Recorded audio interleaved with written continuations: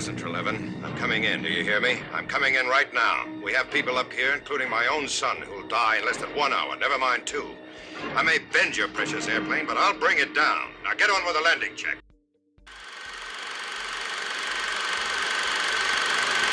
Hello to all the classic people that are returning. I'm glad you're back. I want to welcome any new visitors. As a technical note, references and citations are listed for each show on the site at classicmovierev.com. Today on Classic Movie Rev, we are taking on 0 Hour 1957. Before we get going, I want to remind you to follow the links in the show notes or from the site to visit our store. Sometimes I watch a comedy film and I think it's hilarious. Years later, I find the movie that was being spoofed in the comedy, and the humor takes on another depth. 3 movies come to mind. First of these is Young Frankenstein, 1974. I think Young Frankenstein is a top-tier comedy. However, when I watched Bride of Frankenstein, 1935, I realized that Young Frankenstein took much of the humor and gags directly from the older film. I now enjoy both films thinking of the inside bits. Another set of movies that fall into this category are Blazing Saddles, 1974, and Destry Rides Again, 1939. In Destry Rides Again, Marlene Dietrich played saloon entertainer Frenchie. In Blazing Saddles, Madeline Kahn played Lily Von Stoop, an obvious spoof of Dietrich. If you're a Jimmy Stewart fan, you'll really get a kick out of the sheriff outsmarting the bad guy. Today's movie, 0 Hour 1957, is the basis for the amazingly funny Airplane 1980. However, in 0 Hour, the plot is deadly serious as passengers and crew slowly become ill from a tainted in-flight fish meal. This movie has a fairly low 6.6 rating on IMDb.com.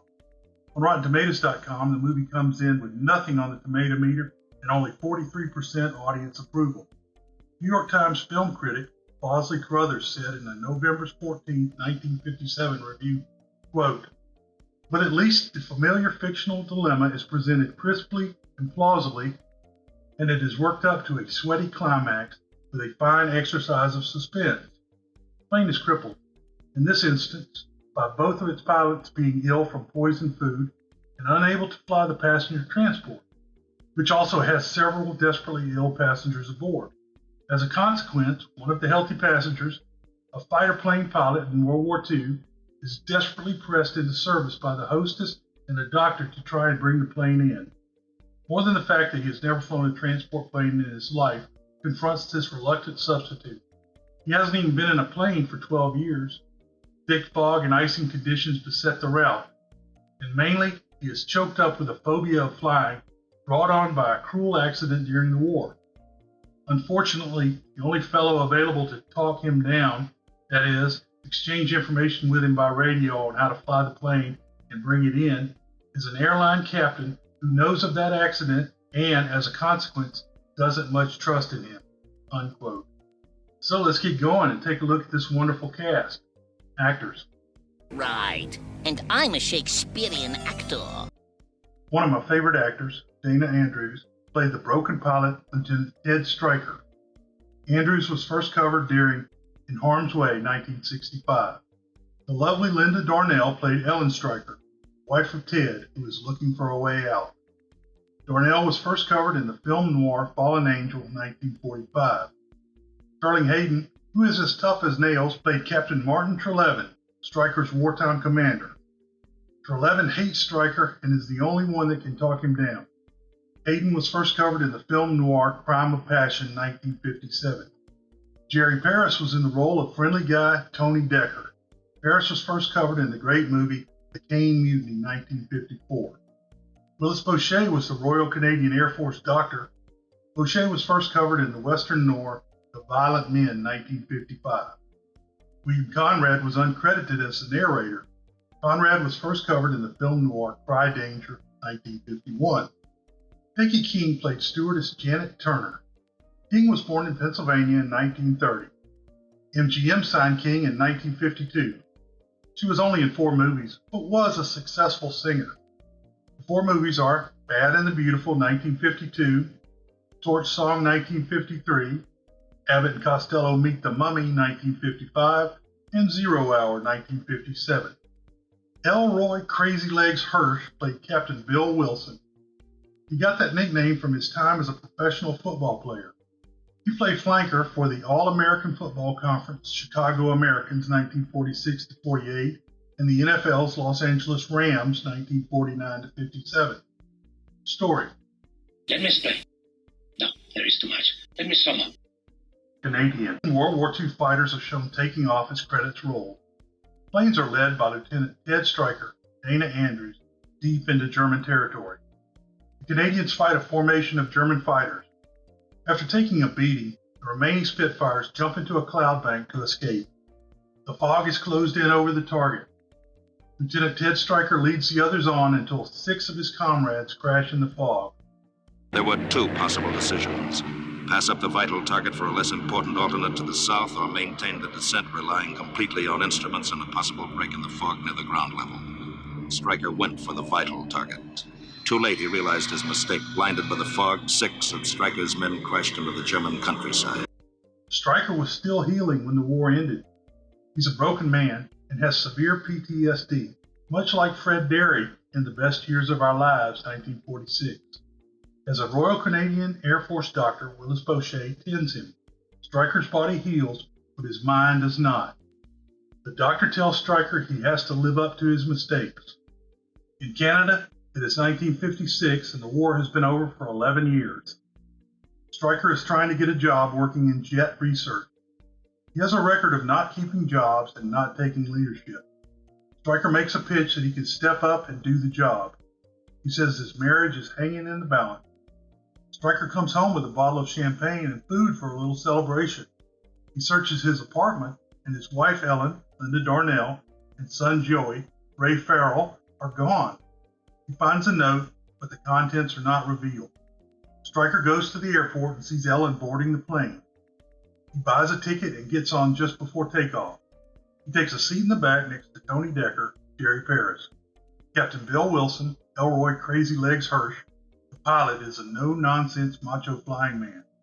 Stryker is beginning to sweat as the plane takes off. Stryker goes into the bathroom, which amazingly has a window. He looks at the engines and has a flashback to the war. When he comes out, Captain Bill Wilson offers him some Dramamine for air sickness. Stryker goes to talk to Ellen. Boy, this could be a 5-hour fight instead of a 5-hour flight. Ellen is totally over it. Decker, who is a comedian, is dating stewardess Janet Turner, Peggy King.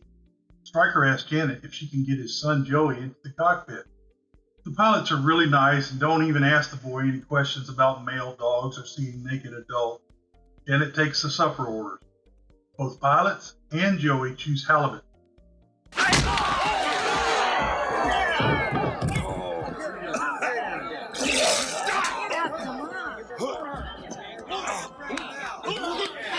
That's disgusting. What is that, halibut? Stryker leaves Joey in the cockpit and goes to talk to his wife. The captain finds out that cold weather and fog are coming in. Ellen isn't buying Stryker's one more try line. She loves him, but she's had it with him being a bum. Try it again with me, Ellen. Just try. I have. I've tried to believe that you'd take hold somewhere. Dad, face it for once. We've been on the run ever since the war. Different cities, different jobs. And all the time you've kept growing further and further away from Joey and me.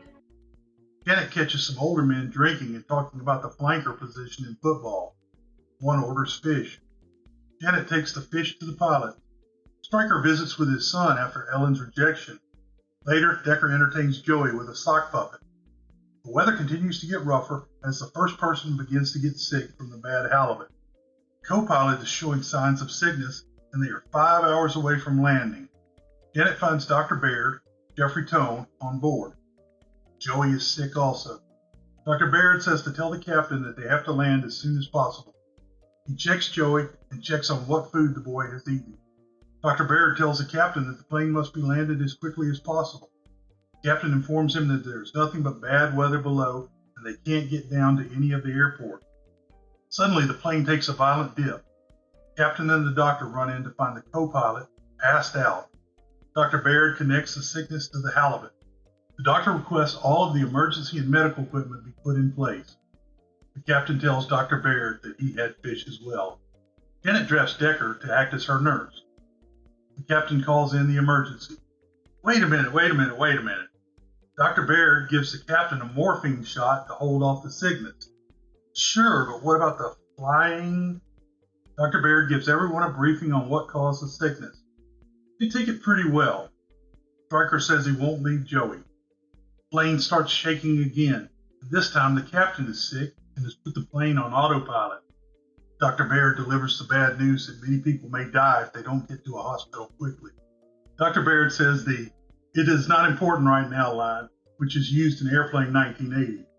He then delivers the great line, quote, "I think you ought to know what our chances are. The life of everyone on board depends on just one thing, finding someone who can not only fly this plane, but who didn't have fish for dinner," unquote. The life of everybody aboard depends on just one thing. Finding someone back there who not only can fly this plane, but who didn't have fish for dinner. Janet looks for someone with flying experience and she finds Stryker. Stryker says there is no way he can land the plane. Baird says Stryker is the only one that can help. To save his son, Stryker has to try and fly the plane.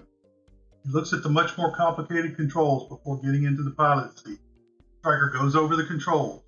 He's a little freaked out flying in the fog. Janet brings up Ellen to help her husband. Baird says Stryker is the only one who can help. Ellen gets in the co-pilot seat. Stryker gets through to air traffic control and tells them what is going on with the plane and passengers. Stryker asks for someone who can talk him down while he flies. Vancouver ATC says they can get Captain Martin Trelevin, Sterling Hayden, who knows Stryker from the war, to talk him down. They think this will be good, but Trelevin hates Stryker. Trelevin is having a jazzy time with his wife when he is called away to work. Trelevin tries to beg off the job, but the ATC is not having it. Trelevin thinks Stryker will foul up. The ATC reads the Riot Act to Trelevin. All right, Harry, let's face a few facts. As you know, I flew with this man Stryker during the war. What you don't know is, it doesn't make my job any easier here tonight. Frankly, I think you'd be a lot better off if you got somebody else who doesn't know him at all. Right now, things aren't so good. And while we're talking, there are 38 lives waiting on us for a decision. He went all to pieces on one particular mission. I've never felt there was the slightest excuse for it. The upshot of it all was that everything turned sour. He left some mighty fine men behind him. Now, I may be wrong. I hope I am. But my feeling is that when the going gets really rough upstairs tonight, Ted Stryker's gonna fold up. I want you to get on the horn and talk this guy down, no matter what you think. Now, you're gonna have to let him get the feel of this airplane on the way. You'll have to give him a landing check. You'll have to talk him onto the approach. And so help me, you'll have to talk him right down to the ground. And then Trelevin says he picked the wrong week to stop smoking. One of these? He's a girl smoke, Sam. My wife says they won't kill me as fast. Vancouver takes over control from Calgary. Trelevin wants to build up Stryker. Stryker is not happy to hear Trelevin's voice. Trelevin exudes confidence to Stryker. I've got to give him all the confidence I can, along with the technical end of it. If he keeps calm, cool, does what I tell him, we'll bring that plane in. But above all else, I don't want him to know that I'm as full of doubts as I got to admit I am. He starts teaching Stryker how to fly the plane. Stryker isn't doing very well at the controls, and he's sweating a bit. Decker and Janet are trying to keep the panicking passengers relaxed back in the fuselage. Stryker keeps practicing. He almost stalls the plane. Ellen is an excellent co-pilot. Trelevin has Stryker put the flaps and landing gear down to practice landing. Stryker doesn't want to keep practicing, and he and Trelevin get into it. Stryker has another panic attack and drifts back to the war. During his flashback, he loses control of the airplane and almost hits a mountain. Dr. Baird finally lets all the passengers know what's going on. Ellen can't contact Vancouver. Stryker knocked the radio dial during the stall. The press comes to Vancouver ATC for a story. After some tense time and heavy smoking, the plane gets back in touch with Vancouver. After checking on Joey, Ellen comes back in with fatalistic expectations for the flight. Vancouver ATC gets Stryker back on course and descending. Stryker is flying on instrument. Vancouver orders all of the emergency vehicles in place. Ellen goes back to Joey, and Dr. Baird tells her that they are almost out of time. Trelevin wants to speak to Janet. Trelevin gives her the crash landing procedure. The fog is getting thicker, and Treleaven plans to move to the tower. Decker helps keep Janet steady, and he gives her a proposal of marriage. Well, he wasn't having to worry about carrying that one out, though, was it? Treleaven wants Stryker to circle, but Stryker says he is coming in no matter what. Stryker, you can't come straight in. You've got enough fuel left for 2 hours flying. You've got to stay up there till we get a break in the weather. I'll take it, Ellen. Listen, Treleaven, I'm coming in. Do you hear me? I'm coming in right now. We have people up here, including my own son, who'll die in less than 1 hour, never mind 2. I may bend your precious airplane, but I'll bring it down. Now get on with the landing check. Treleaven now stands up a little for Stryker. In the tower, they all go over the landing procedures for runway number 9. Treleaven starts giving the final instructions. Dr. Baird comes in and says good luck to Stryker and Ellen. Stryker is having a hard time maintaining his altitude. He has another war flashback. Treleaven's yelling and Ellen's shaking bring him back. Stryker is now a man in control, and he is coming down. Ellen says she's very proud of Stryker. I just wanted you to know now. I'm very proud. Tell them the gear is down and we're ready to land. The gear is now down. And we're ready to land. May not be able to fly, but he's sure got guts. Stryker is too low, just like in the war. The emergency crews are on the ground waiting for the plane to land or crash. At last, Stryker can see the field. Treleaven is screaming instructions. Now, Stryker, hold your present heading. Put down full flap, bring your airspeed back to 110, adjust your trim, and start easing her down. Stryker sets the plane down, but he is too fast. Stryker hits the brakes and tries to stop the plane. The landing gear rips off and the plane grinds to a halt. Treleaven tells Stryker that he just made the worst landing ever at the airport, but he would like to buy him a drink and shake his hand. Ted, that was probably the lousiest landing in the history of this airport. But there's some of us here, particularly me, who'd like to buy you a drink and shake your hand. I'll be back with the conclusions and the world-famous short summary following a word from our sponsors. Summary.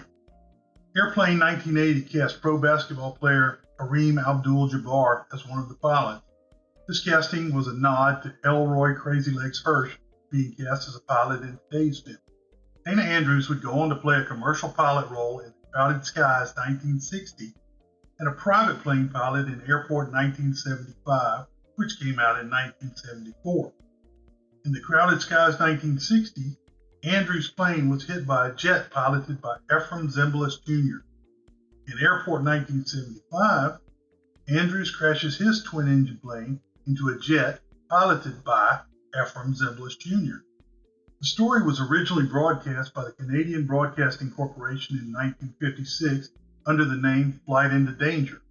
The man that was cast as Ted Stryker was none other than the greatest engineer of all time, James Doohan, Scotty of Star Trek 1966 to 1969 fame. World famous short summary. With Sterling Hayden on the radio, I could land that plane. Hope you enjoyed today's show. You can find connections to social media and email on the site at classicmovierev.com or in the podcast show notes. Don't forget to follow the links to the show notes or from the site to visit our store. We've got some really nice designs for t-shirts, mugs, stickers, buttons, whatever you want. If you enjoyed this show, go ahead and hit the subscribe button. If you've already subscribed, you can tell a friend, colleague, or family member about the show, or leave a review where you get your podcast. It really helps the show get found. Beware the Moors.